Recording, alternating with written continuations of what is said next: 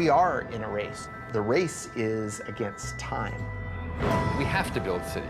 We need them, but we have to make them in a different way. We need a wave of innovation, not only for our way of life, but also for the planet. The consequences would be enormous if we lose this battle.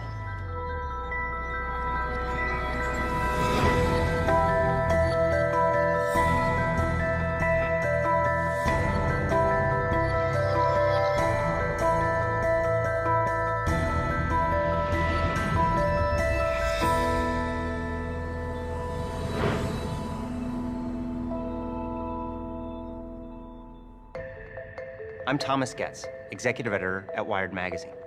At Wired, we look at the innovators and innovations that are changing our world. In the next hour, we'll see 3 stories from acclaimed filmmakers about the future of energy. We'll explore cutting-edge innovations in how we drive, how we live, and in our first story, how we fuel our cars. They are all ideas that promise to shape the path to the world of 2050.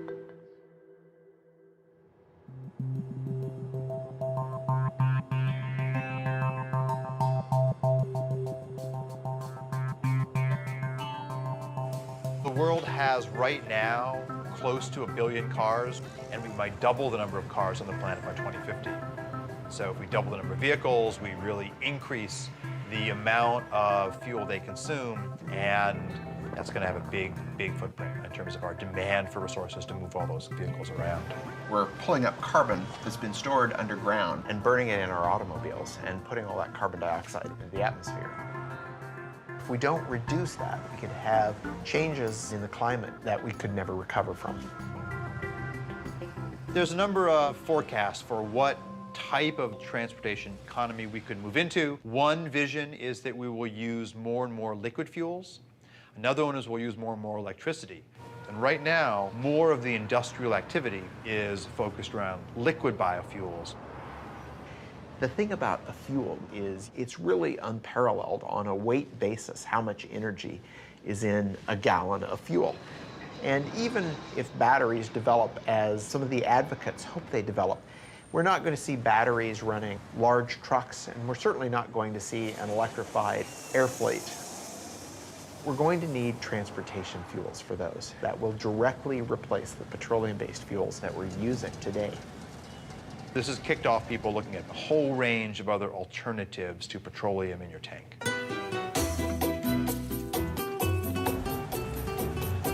Commercial production of ethanol as fuel started in Brazil in 1975. When we started the ethanol program, nobody talked about reducing emissions. This was not an issue at that time. First, and most important, we didn't have money to buy oil anymore after the first oil shock. We were importers of oil. And today, more than 50% of all cars use ethanol instead of gasoline. Brazil made a very conscious choice to try to find a way to reduce their fossil fuel dependence. And they didn't have to look very far because Brazil's climate is ideal for growing sugarcane. When you have sugarcane plantation, you have only 2 things to make, sugar and ethanol. My family has been in sugarcane business since 1955. And about 30 years ago, I thought there is opportunity to make more ethanol. And now we are producing 120,000 cubic meters of ethanol. Brazil today has very close to 400 sugar mills. The overall sales is $30 billion US dollars, and this number is increasing. If you look at how they make ethanol and how efficient the process is, it's really a model for all of us. They grind the plant up, extract the sugar from the cane. The sugar goes into these large fermentation tanks, which combines sugars together with yeast that naturally produces ethanol. They use the rest of the plant to generate heat to distill the ethanol and turn it into fuel. They also use that heat to generate electricity renewably, not putting excess carbon dioxide in the atmosphere. Brazil has gotten to a point today where they're using about 40% less petroleum than they would be otherwise. But Brazil cannot supply the whole world with ethanol because they would have to cut very strongly into food production and into critical natural areas like the Amazon to make that happen. And this really boils down to the fact that there's only so much arable land, and growing fuel for our gas tanks is yet another demand on that landscape. We cannot kid ourselves in thinking that we found a general solution for the world problems. I think we will have to face the world in this way today. We have no oil in very large quantities anymore. We have no coal transformed in a clean way. In the meantime, we have to do the best we can. And the best at the moment is that we can do biofuels. Sugarcane to ethanol is an incredibly efficient process. You get out about 7 times the energy you put into growing the sugarcane. In the US, when we produce ethanol from corn, for every unit of input of energy, we get about the same amount of energy out. So we're really not gaining anything. We need a better process. We don't have to take what nature's given us. We can actually engineer plants and yeast to be more efficient, and that's the basis for a lot of the work that we're doing now. What we need to look at, though, is which of the pathways that come out of this are not only good financially, but those that are also good in sustainability. And this equation is really wide open right now. We are in a race to develop fuels. The race isn't with other countries, the race is against time.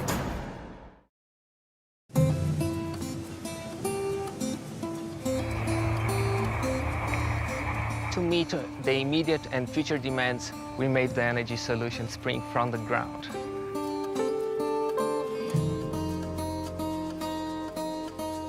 Brazil is the most efficient ethanol-producing country in the world. Sugarcane alcohol from Brazil can reduce the total carbon footprint by up to 70% compared with the gasoline.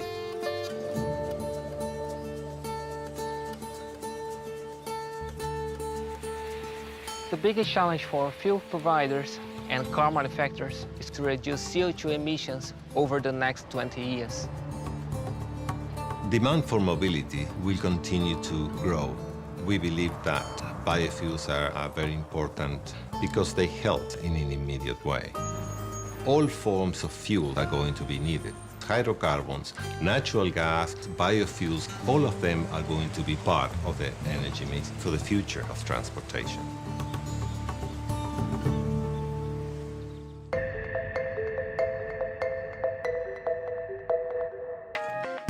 For centuries, we have been using yeast to consume glucose and produce wine and beer. We're trying to do something very similar, only we're engineering the yeast to consume that glucose and turn it into a fuel or a drug or chemical. We call this synthetic biology. And when I started in this area, many of my colleagues said, "Oh, Jay, this is great work, but where's the application? What are you going to do with these tools? Who cares?"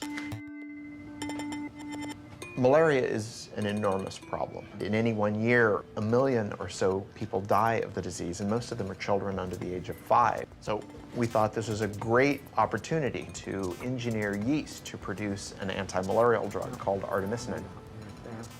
This drug is derived from plants right now, but it's too expensive for people in the developing world. So my laboratory engineered yeast to produce small quantities of artemisinin. Now that process is being scaled up and we'll have this drug on the market shortly, but at a substantially reduced cost. It turns out that anti-malarial drug is a hydrocarbon, and it's very similar in many ways to diesel fuel. We thought, gosh, we could turn our attention now to fuels. We could make a few changes in that microbe to turn it into a fuel-producing microbe. If we imagine that glucose is going to be our new petroleum, we need a source for that glucose. And so the crops that we're looking at are crops like switchgrass. This is a native grass. It grows without a lot of water and on marginal lands, but we could turn into energy farms. The challenge, though, is that unlike sugarcane, it's very difficult to get the sugar out of that biomass. So we use what we call a pretreatment process to extract the glucose from the plant, and then we feed that glucose to a yeast that we've engineered to produce hydrocarbons. And that yeast takes in the sugar and it changes its composition and gives us this high-energy molecule. They float to the top, you skim them off, you put them in your tank.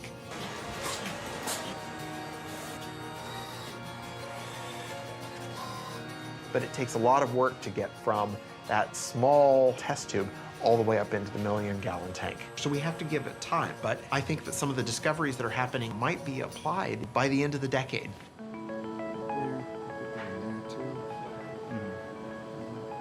In terms of a sustainable equation for the planet, the role of biofuels is quite tricky.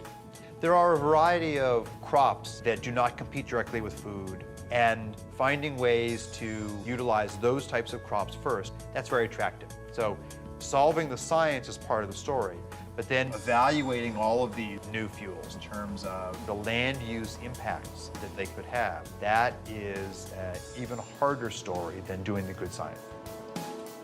Imagine that you could have one process that could take in sunlight and carbon dioxide and turn it into fuel. And imagine if that didn't involve growing anything at all. The synthetic biologists are trying to take plants and make them do things that they wouldn't normally do. On the other hand, materials chemists like myself want to do artificial photosynthesis to improve on the process that nature does in real photosynthesis.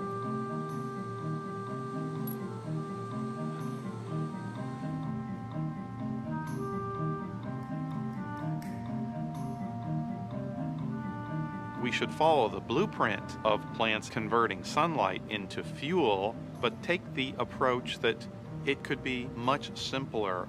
All we really need is a light absorber that absorbs sunlight. We also need a catalyst like iron or nickel. So when you see the hydrogen coming off of the photoactive material, that's an example of a semiconductor breaking the chemical bonds of water to make hydrogen and oxygen. Ultimately, our pieces are going to be contained in something that is easy to roll out like bubble wrap, where in would come sunlight and water. You would vent the oxygen to the air, but the bottom would wick out your liquid or gaseous fuel that then you could collect and use for our cars and planes and storage.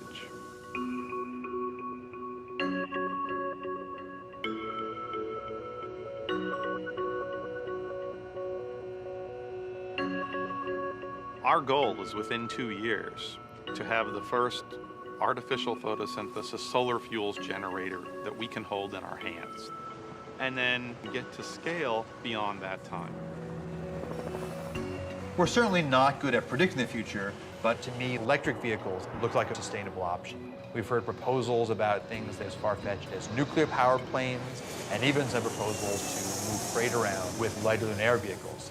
And so, if the future in 2050 does include a fair amount of oil, what it means would be that we haven't deployed as many of these clean technologies as we already know are possible.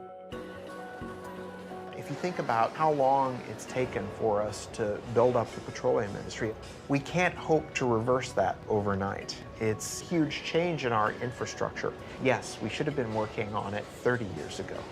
We didn't. We're trying to make up for that, and that means basic research needs to be done now and by as many people as possible. We have a long way to go, but I'm confident that we'll get there.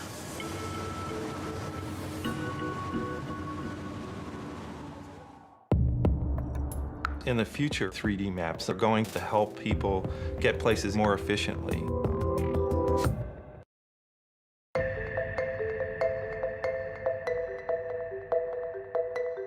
As we just saw, the race to produce cleaner energy is charging ahead. In the meantime, demand for cars continues to climb.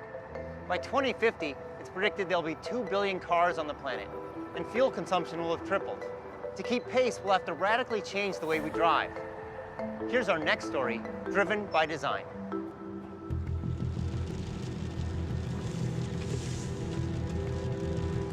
The automobile came around. In many ways, it was the future. We thought of it as one of the more positive changes that had happened to society. Suddenly, our ability to get a job changed. We can live farther away with bigger plots of land, with better quality of living. It all looked quite good.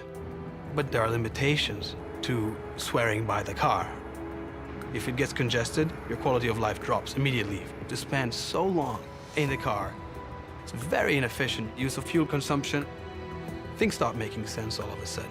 It doesn't bring you closer to where you want to get. It actually sometimes brings you farther. The average American spends nearly 300 hours a year in their car, 38 of them stuck in traffic. Annually, congestion consumes over $1 billion in gasoline in the United States alone. The inefficiency caused by traffic, both financial and personal, is enormous. Dirk Sheehan and Carmen White's story is not that unusual today. Dirk works an hour and a half away in Warrenville, Illinois. Generally, he wouldn't leave work until 6 or 6:30, and I would say a usual time for him to get home is around 8. Not bad? Usually when I wake up, I'm the only one up. Sometimes the kids wake up with my routine. More often than not, I don't see them in the morning. I think about my commute when I wake up. I check the traffic report, see if there's any delays. The worst case scenario, it takes me 2 hours to get to work. We are already so limited in the amount of time he can spend with the kids. And our expenses are crazy high. We are spending $400 a month on gas. It takes away from our food budget, and we never paid for gas like that before, ever. There's technology that would allow me to spend less time in the car, spend less money on gas, and spend more time at home. I'd be all for that. The cost of traffic is people's time, it's fuel wasted, it's an emotional toll, it's a frustration. Utilizing the roads more intelligently is a much more efficient approach to the inability to have supply keep up with traffic demand. If you took a satellite picture of the highway, you can see that there's actually a lot of open space. And if we had the technology for cars to drive more closely but safely, then you could increase the utilization of the road network. What this means is that to be more efficient, to use less fuel, we need to see the road differently.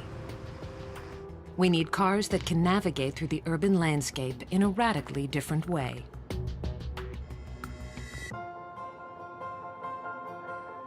Maps in the future are going to be able to help people get places either more safely or more efficiently. Today just helps you get from point A to point B. But what if I want to get someplace and use the least amount of fuel possible? Or if I've got a hybrid vehicle, I want to make sure I've got plenty of charge, not only get there, but to get back home. So information that is going to help people achieve the more efficient or the safer route is more detailed information about the road than a lot of people realize is possible to collect today. Here in Chicago, Nokia's Location and Commerce Unit is developing the next generation of mapping. LiDAR, sonar, 360-degree video, all are components of what Nokia calls digital mapping. We use 64 lasers that rotate and they collect data in a 3D way about the world. It creates what we call a point cloud of information. That point cloud allows us to measure distances then between the points that we collect. That system combined with the cameras with higher precision location detection through inertial measurement units, that whole data system allows us to collect 1.3 million points of data per second. Probably within 2 to 3 years, you're going to see 3D maps that are going to integrate the traffic information into your routing to help you understand. If I've got 5 different routes to take, which one is the most efficient today, given the way the stoplights are running, given the way traffic is running? All of those factors are going to be taken into consideration to make sure I've got the best route. But better mapping that can integrate topography, infrastructure, and density is only part of the answer. Another key to improving transport efficiency is building cars that drive themselves. Autonomous vehicle technology has a tremendous potential to improve efficiency of our road infrastructure. By removing humans from the equation, we eliminate all the things we do wrong behind the wheel. Speeding, changing lanes too often, merging haphazardly.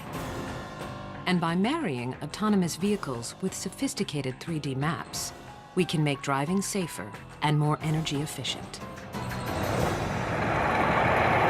That next generation vehicle is being built right now by the Swedish trucking company, Scania.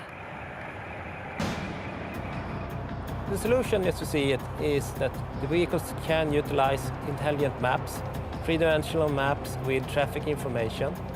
The vehicles will be intelligent and communicate with each other. They will talk to each other, they will talk to the infrastructure. And we will see completely autonomous driven vehicles.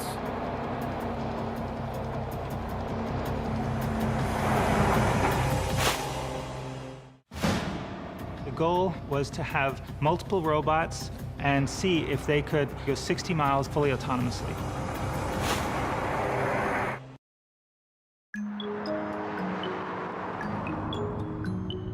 My name's Helen Taylor. My husband John and I, we're very passionate about fuel economy. Yeah, it's great to break world records, but that's not the be-all and end-all now. It's more important to educate people. Together we're showing drivers around the world simple techniques to improve their fuel efficiency. We run these education programs, get people on the road with us, and we finally tweak their driving techniques. Things like just checking your tyre pressures before you even get into your car. For every 1 PSI your tyres are underinflated, you're wasting 3% of your fuel efficiency. And the difference between 65 and 75 miles per hour, there's a saving of 23%. When you talk to the general public, they're very surprised that an energy company like Shell is trying to educate people how to save money, how to reduce CO2 emissions. And here we have Shell sending us around the world to do that. You always hope when you're on this planet that you can make a real difference in people's lives. When you get emails from people saying, I've saved this amount of money this year, now I can put food on the table, then you know you are really making a difference.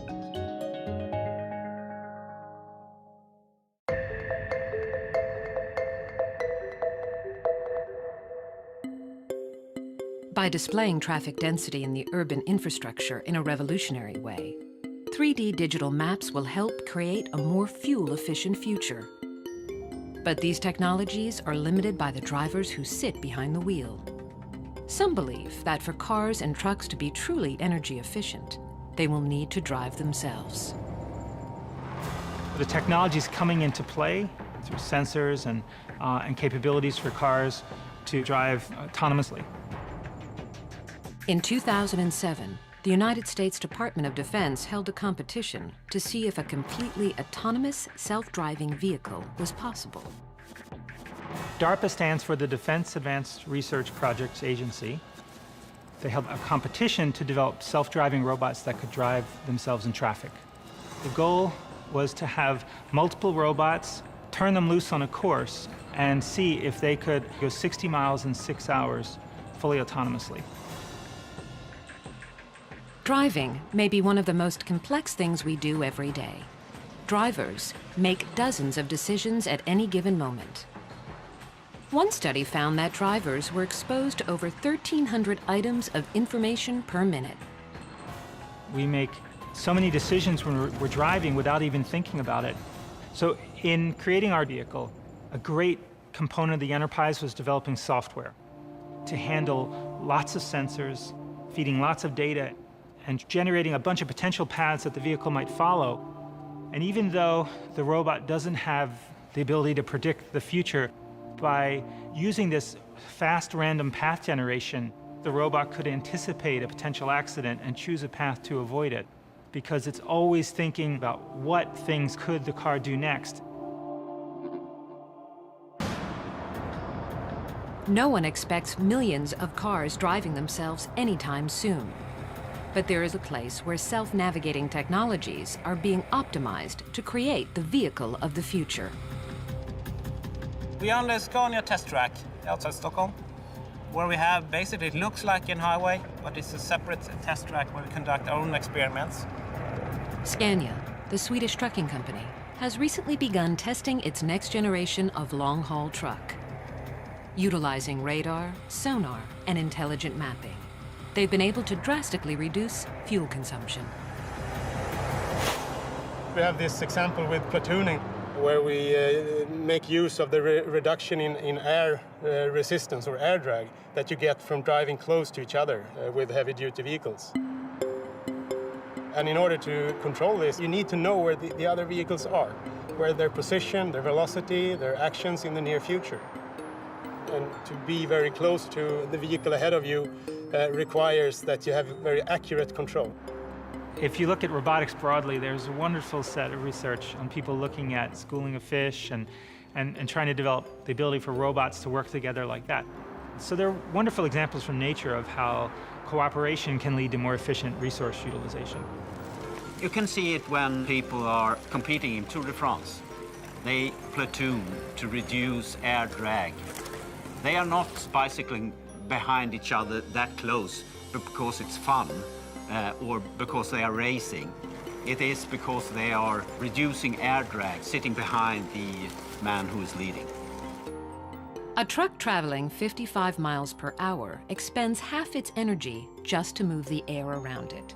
At 65 miles per hour, that number jumps to almost 2/3.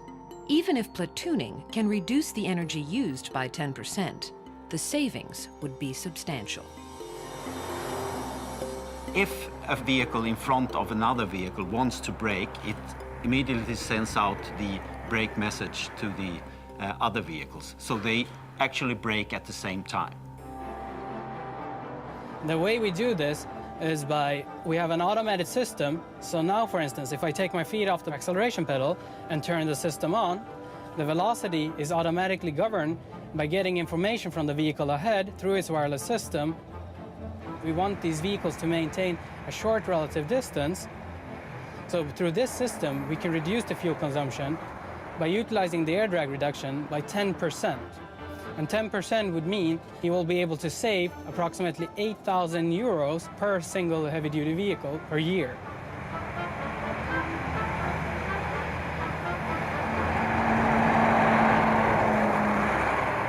It may be some time before autonomous vehicles make up the majority of cars on America's highways. Nevertheless, some of these technologies are already making their way into our lives. Now, this polar baby wants to sleep. Do you get to pick up books every day, or is it just something that... I get to pick out books sometimes. Okay. When we look toward the future, the systems will absolutely make it safer and more efficient and less costly for you, and also make your life easier because you're spending less time on the roads. The city begins to talk, begins to tell you where is there congestion, what's going on in different areas of town. Suddenly, the car becomes a part of a much bigger ecosystem. We can look at how cars interact with other cars, how car interacts with infrastructure, and us, the drivers, can start to make smart decisions about how to move around. Suddenly, mobility becomes a whole other thing. No matter how much money they have, no matter how much oil they have, everybody has to go in a different direction.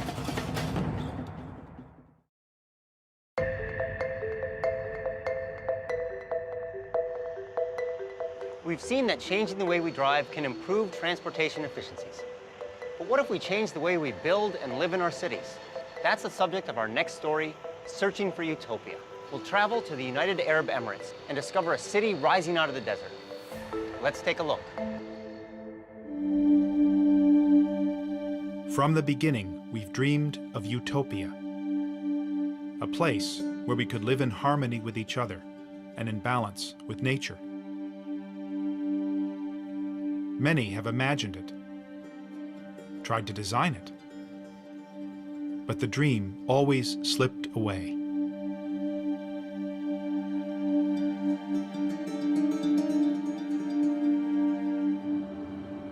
Then I heard they were building a new city called Masdar, near Abu Dhabi, in the Arabian desert.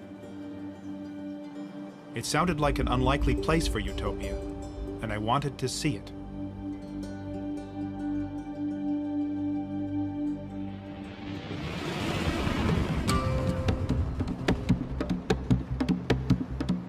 The last half century has been a pretty bad time for the making of cities, mostly. The natural tendency has been to accommodate to the automobile more than anything else. Try walking around Abu Dhabi. It's impossible. You have to take a car everywhere. Dubai, the same thing. They are among the least pedestrian-friendly places in the world. They are not green by any other measure either.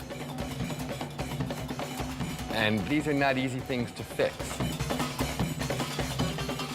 Masdar is still under construction, and it doesn't look like much from the highway. But they claim it's going to redefine the way cities are designed, built, and powered. Masdar City in Abu Dhabi will be the city of the future and the role model for the world. Once you see what they've envisioned for this utopian city, it's very impressive. It's carbon neutral, pedestrian friendly, and powered by renewable energies. But I do notice we're going to have to change our relationship with cars. Welcome to Masdar City. أهلا بكم في مدينة مصدر. We are driving in the bowels of Masdar City in an electric transportation system. It's slightly unnerving to sit in this for the first time. And where are we going? The first big move the architects at Foster & Partners made was to put all transportation underneath the city, leaving the streets of Masdar totally free of cars. The place reminded me of a medieval city, and actually, many design elements are adapted from ancient Arabic towns and villages. It's all about looking back into history to move forward. There's some very, very simple ideas that have a huge impact. This is a pedestrian zone, there's no cars here. This has enabled us to push our streets together to take the advantage of the shade, channel the cooling breezes through. The whole scale here is based on the human being, it's not based on the motor car. As soon as you lift up the pedestrian plane by 7 meters, you've suddenly captured this breeze. What you can see here in the balcony is we've got a modern interpretation of an ancient Arabic screen. What we must avoid is direct sunlight hitting any piece of glass. As soon as the sun hits the glass, the heat's transferred into the building and we have to use more energy to cool it down. Can this really make all that much of a difference? Yeah, absolutely. For example, downtown Abu Dhabi, 60-meter wide streets, black asphalt, mirrored, reflective buildings, no relief from the sun. On a day in September, the air temperature in both places was 39 degrees. In Abu Dhabi, the temperature measured at the asphalt was 57 degrees. In Masdar, the temperature measured on the ground is 33 degrees, so we've actually lowered the air temperature. We're trying to do as much as possible with as little as possible. These simple design moves cut air conditioning needs by 60%. But this place is also technically very sophisticated. The roof panels not only provide shade, they also generate electricity. And the walls themselves are made of glass-reinforced concrete, literally sand taken from the desert. Everything here is geared towards maximizing energy efficiency. Masdar does represent a whole different value system. It represents an acknowledgement that eventually everybody has to go in a different kind of direction, no matter how much money they have, no matter how much oil they have, no matter anything else. All of the cities here in this part of the world have come out of nowhere. There was nothing here not so long ago, except small settlements in the desert. And then all of this oil and all of this money, and suddenly, wham, these cities started popping up. But they sprung up in a false love of a Western model that was already out of date. The model of the late 20th century automobile-based, energy-hogging city.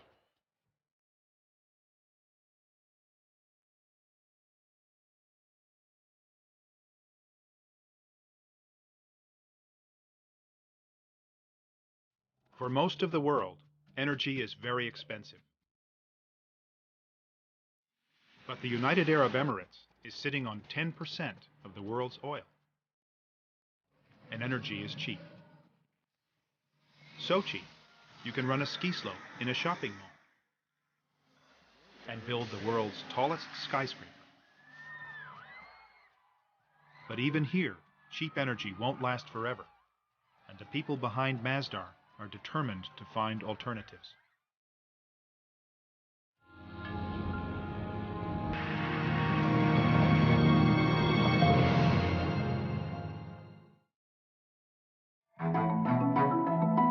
One of the most crucial aspects of our energy modelling and scenario quantification is how much energy in total is the world going to use in 2050.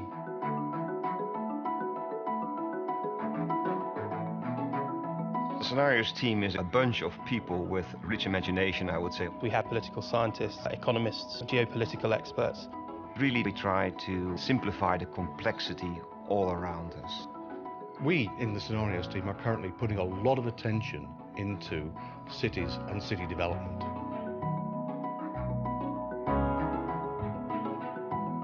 A lot of mega cities are going to be built in the coming decades. We're talking about the equivalent of a new city of 1 million people every week. That is an incredible demand. Most of the world's resources are consumed by the cities. What if we could offer a blueprint for a better city? Public transportation, information, energy. We understand demand will rise. We understand that current supplies will struggle to keep pace. So we have to, of course, find ways of bridging the gap between the demand and the supply. Decisions that we take now are going to have a major impact on decades to come.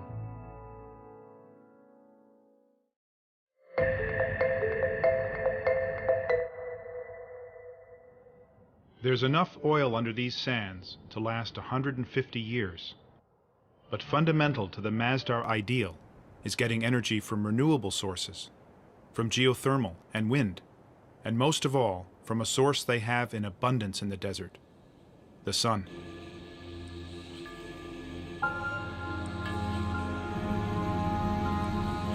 This field of solar panels makes more than enough electricity to run Masdar, and the excess power is sent to the Abu Dhabi grid. But silicon panels are expensive, and the price of solar power needs to drop if it's going to be competitive from Africa to Asia to Arizona.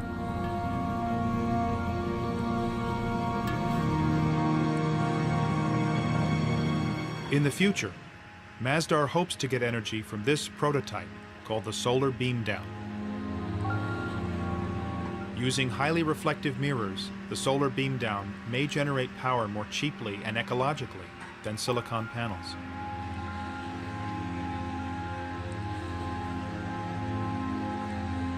The mirrors bounce the sun's rays up to the tower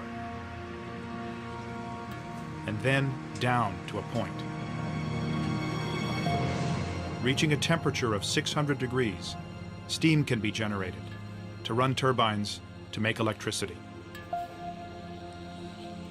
There's just one problem. Neither of these solar technologies work at night. So Masdar needs to draw power from the grid when the sun goes down. And that power comes from natural gas.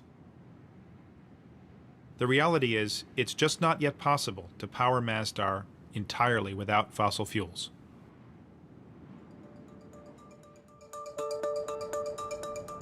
The great challenge with Masdar will be, how do you make it a place that will not be just this ideal city that no other place could actually aspire to because it doesn't seem real? What Masdar has to be is a laboratory that develops things that then can be applied in existing cities all around the world, because that's where it will pay off. There's no payoff if it's just about itself. The payoff is, how can everything it's trying to do matter in the rest of the world? Right now, there's only a store, 2 restaurants, a bank, and a few hundred students living here. It's too early to tell if Masdar will work as a city when it's finished. but much has been achieved. They are carbon neutral and largely powered by renewable energies. Solutions here won't work everywhere, though. Many cities are in cold climates, and cooling is not their energy problem. They need to let sunlight in, not keep it out. Cities like Los Angeles or Houston are built around cars. Can Masdar's lessons be applied to them? Still, it's a step in the right direction, and it's impressive that this step is being taken by a country that doesn't need to take it. I met a guy who said actually they did need to take it. He took me to the desert to explain. God says, وَعَرَضْنَا الْأَمَانَةَ عَلَى السَّمَاوَاتِ وَالْأَرْضِ وَالْجِبَالِ. God talks about man's place in the universe, that this world is a trust. And God offered this trust to the mountains, to the heavens, to the land, to earth. And all refused it, refused to take this trust. But man, being adventurous, a bit vain, maybe too ambitious, being man, accepted it. Now, accepting it, there is a responsibility.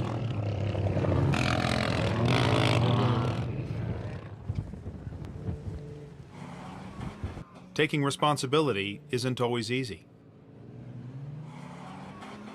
Utopia may be unattainable, but we must reach for it.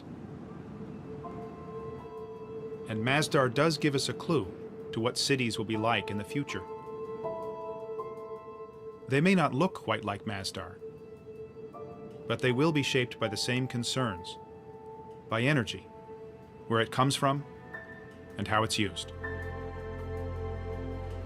The way we've been building cities lately is unsustainable. We can't go on building them that way. But to say that we can't build cities the way we have been building them doesn't mean we can't build cities in the future.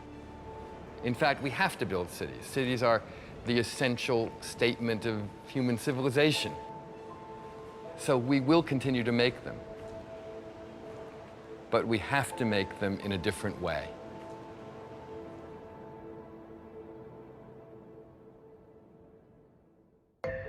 What we've seen is that the world of 2050 won't look drastically different from the world today.